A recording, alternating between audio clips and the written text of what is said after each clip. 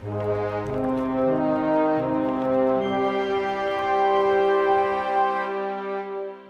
I join that council? Nothing like spiritual consensus from a bunch of culty miladies. Clearly, there's some discussion about the EF's role in marketing, and having Michael Saylor for Ethereum aside, I am all for participants, EF or not EF, to do brand hacks for Ethereum. The question is who? Next up, we have Max Resnick from Anza, and Danny Nelson from CoinDesk with I'm Taking My Talents to Solana.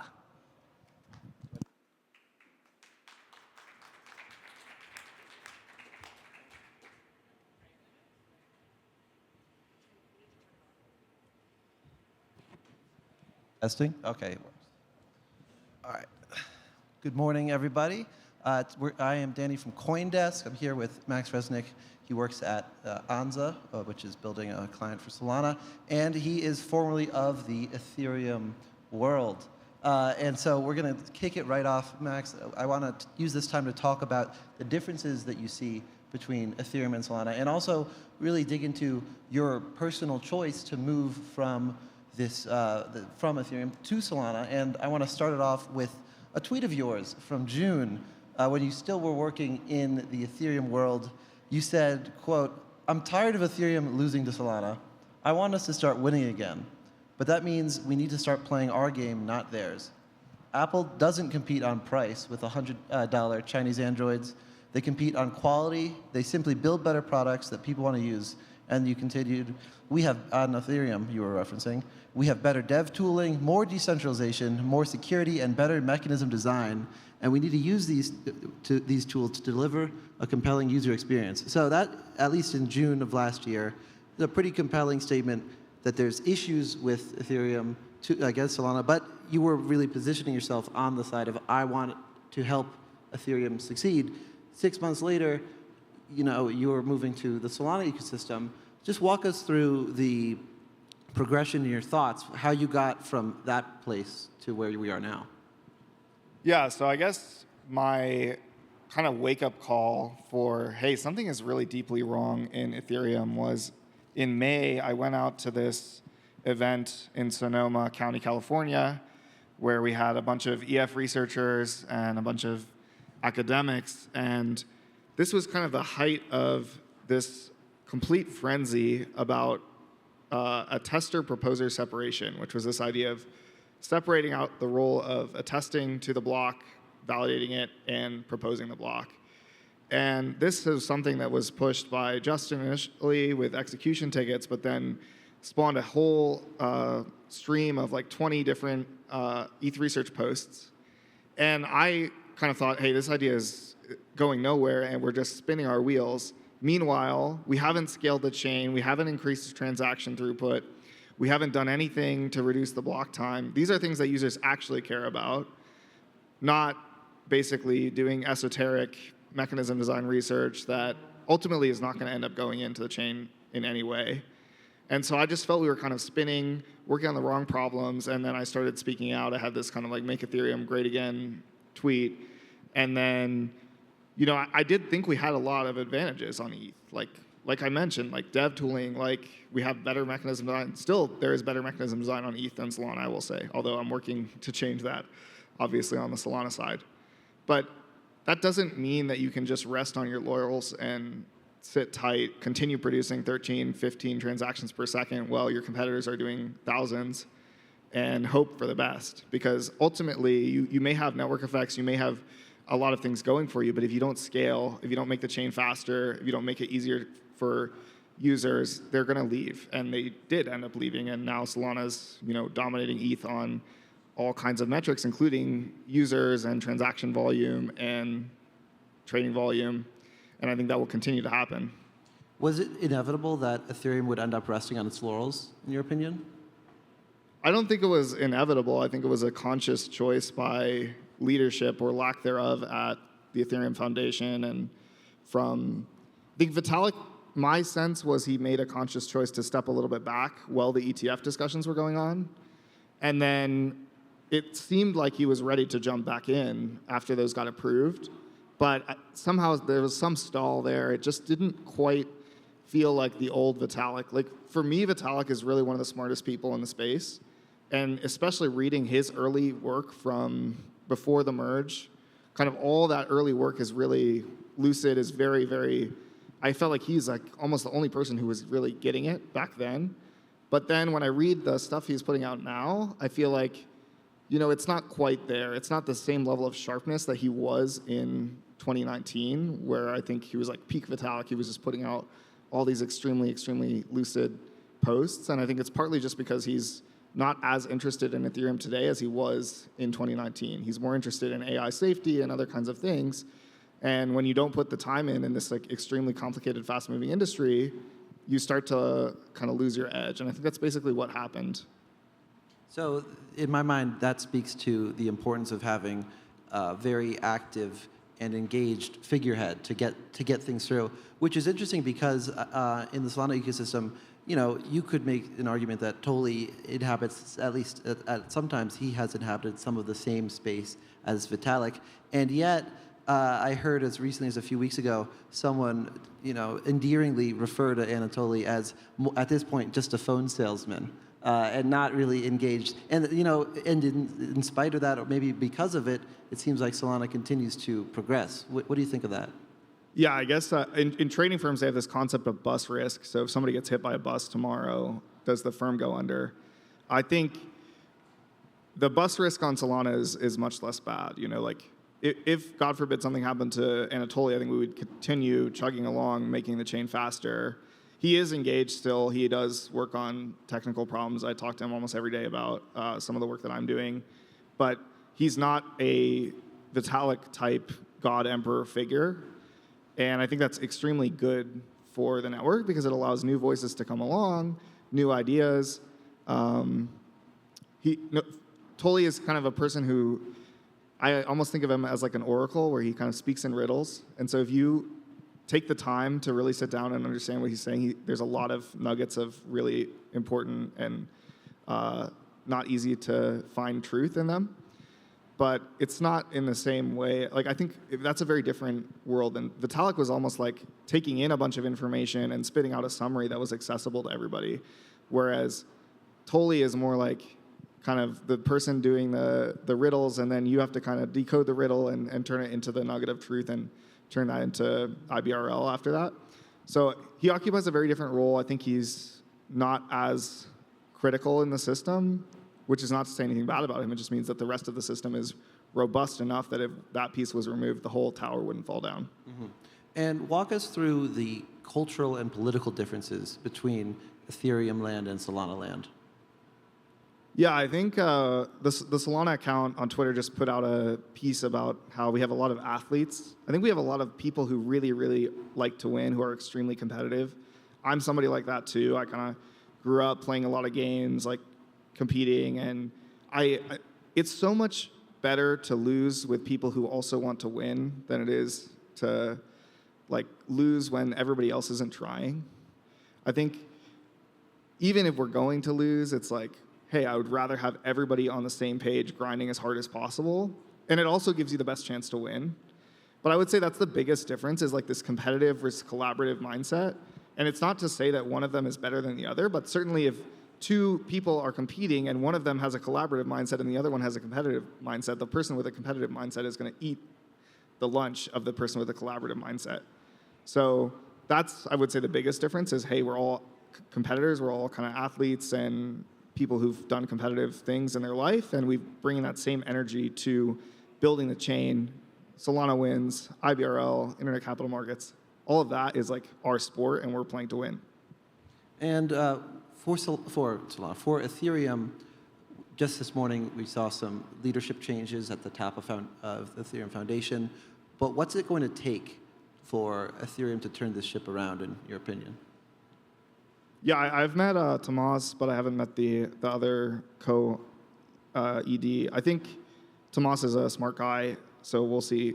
I wish him the best of luck and hope he can turn ETH around because it's great for the ecosystem if ETH turns around.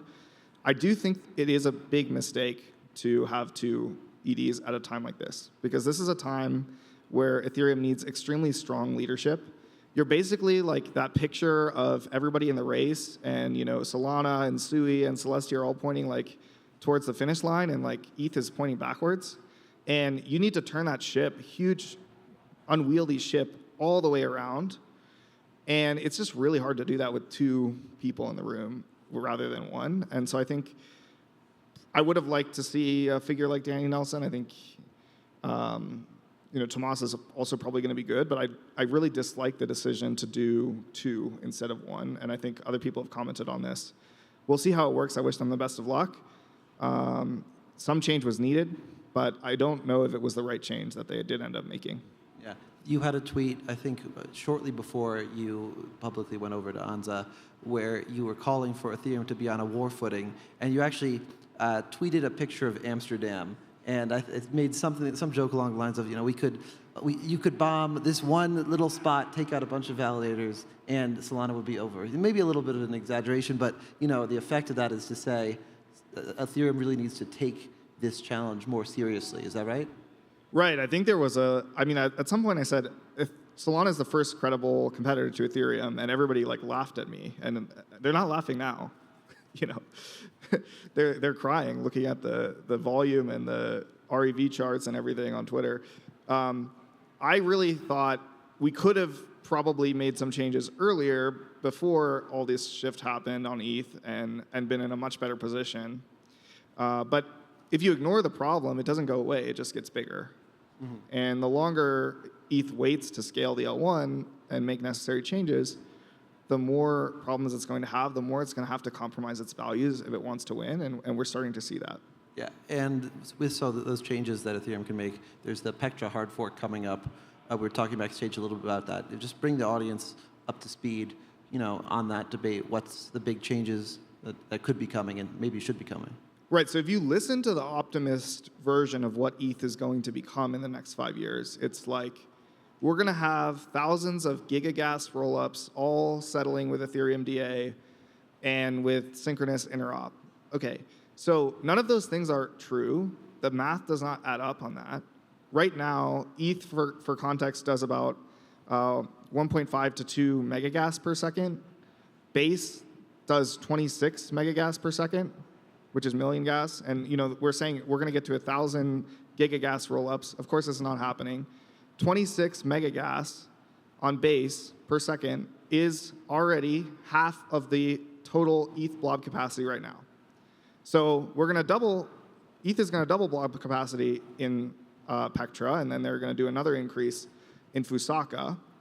But still, you want to know how many gigagas rollups you're going to be able to support on Fusaka level of blobs? 1/3 of a gigagas rollup. So this is not coming anytime soon. I know Jesse likes to say he plays long-term games with long-term people. Well, he's going to be playing a very long-term game waiting for blobs to scale to the point where he wants them at. So I expect a lot of rollups will be moving over to Alt-DA soon enough because ETH just is not moving fast enough on the scaling roadmap to be able to provide what they're asking for.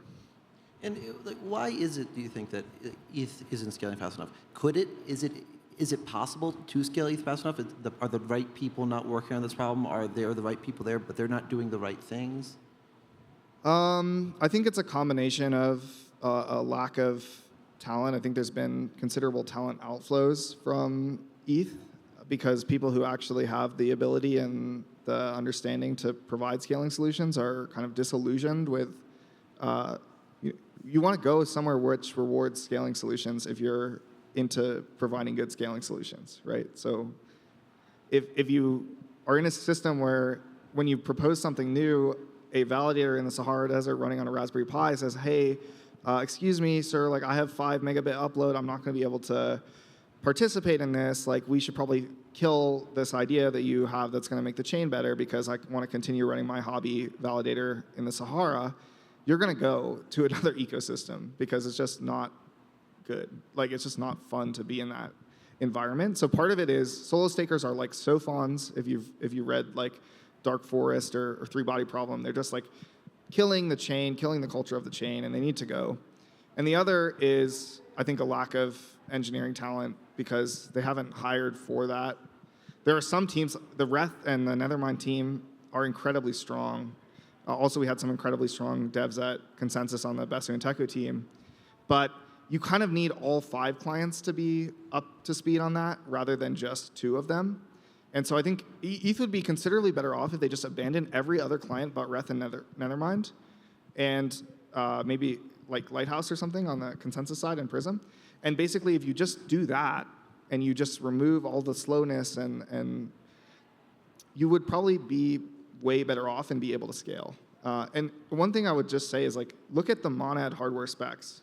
These things are not unreasonable. 32 gigabytes of RAM, 100 megabit upload download, 2 terabyte SSD. Are these unreasonable? No, that's like a $1,500 gaming computer from last generation. I think the most expensive thing on there is like the latest generation Ryzen consumer CPU. That's like not an unreasonable place that ETH could have gone to. And look at what they're able to achieve with that in terms of how much throughput and the latency that they're getting. I think that could have been ETH if they just didn't get on this L2 train. Mm-hmm. Is it a problem of ETH is too decentralized, too many power centers, too many clients? Like, what's going on here? Yeah, I think that's part of it. I think it's like a cultural issue. It's a difficulty of getting anything done. I think Vitalik for a long time was sucking up way too much political capital, and it was impossible for anybody else to kind of muscle in and be that force for driving progress. Now I think he's less of that figure that's kind of God Emperor and taking up all the space, but it's kind of left a power vacuum that's not good either. I think the cleanest thing to do would have been for Vitalik to basically say, I'm anointing this person, basically my successor, and they're going to push the chain forward, and we're abandoning the L2 roadmap because it was never right in the first place, and we're going to scale the L1. Sorry, made a mistake. I'm out. It's your chain now. What were your priors on Solana, let's say, 2 years ago? Like, what was your perspective on it, and how do you think that you were wrong about what you thought back then? I guess I'm presuming some things here, but you definitely worked in Ethereum, and you were in Ethereum. I don't know if you'd say maxi, but you really were pro Ethereum, and now you've at least changed your perspective. Yeah, I think the network effects of Ethereum were holding strong for a long time. It took a really big shift. It also took a lot of improvements that have happened on Solana in terms of a technical perspective, which I think often get swept under the rug or people don't see them. The Solana chain performance today is way, way, way better than it was in March of last year, so about a year ago. And that's just because of like incremental improvements by really cracked devs at Anza and Firedancer, just making the chain better every single day and just optimizing. And we see it in every Agave release that we do. We get lower memory costs, lower CPU. We're faster. We could probably go to 350 millisecond block times right now, actually, on chain. We're at 400 milliseconds. These kind of things are just like constantly happening, and over time, those compound, and you get a chain that works really well. The best example I would say is like our current fork rate is really, really low, and that just means the chain is just humming along really, really nicely. We could probably go to shorter block times and have nothing break because of that. And so I think basically we've just been scaling and doing incremental progress, and if you're not following, you don't realize how much has been done because it's like these little small changes that add up over time. And then a final wrap-up question for you. What are ETH maxis most wrong about? I would have to say the L2 thesis. I think basically there's an idea in ETH world that you cannot scale a single chain, and it's wrong. It's just a skill issue, wrong. They haven't thought about it enough. They haven't talked to people who are smart enough to solve the problem. They kind of tried themselves, and they were like, well, if I can't do it, nobody can do it. Well, no, actually, you can't do it because you're not smart enough. So other people are going to do it, and whoever does it is going to win. So I think that whole thesis of one chain can't scale enough. 1 million TPS, easily achievable in the next 3 years for Solana. We're going to get there. That's 4 times the total transactions per second of NASDAQ, New York Stock Exchange, CME, Amex, MasterCard, and Discover, and Visa. That's 4 times all those transactions per second. And it's all possible on one single chain. You can't really say that one chain can't scale at that point. So I guess we'll see. Like, we'll prove them wrong when we get to 1 million TPS and we do end up doing that level of volume. But it's just the kind of thing where you kind of get on that train and then you stop exploring the other side of the fork, and it's hard to get off that train once you're on it. Well, thanks for joining us. Thanks. Collab beats control, tell the whole damn law.